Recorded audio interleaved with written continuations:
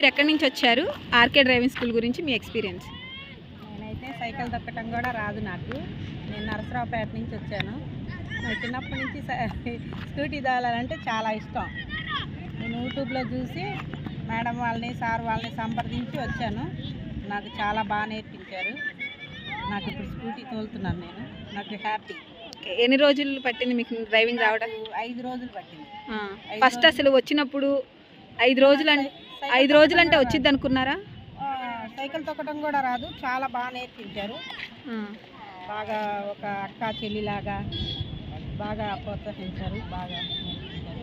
First రోజు బండి మీద కూర్చున్నప్పుడు మీ ఫీలింగ్ ఎలా ఉంది? అసలు వచ్చింది అనిపించిందా? వచ్చింది అనిపించింది. అందరిని చూసి వీళ్ళు నేర్పించే విధానం చూసి నేను నేర్చుకుంటానని ఒక పట్టుదలతో నాకు వాళ్ళు నేర్పించారు, నేను కూడా నేర్చుకున్నాను.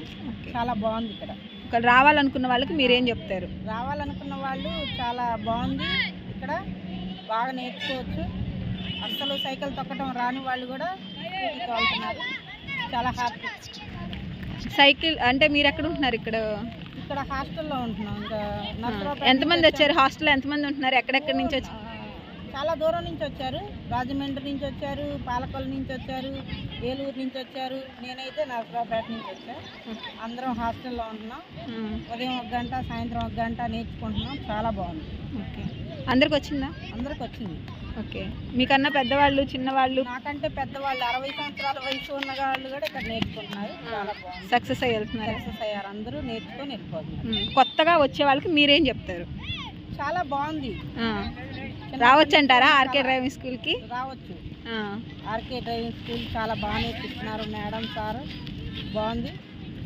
ఓకే, మీరు ఒకసారి ఇంట్లో ఫ్యామిలీ లాగా ఫీల్ అవుతున్నాం మేము కూడా. బాగుంది. ఒకసారి మీరు నడపండి.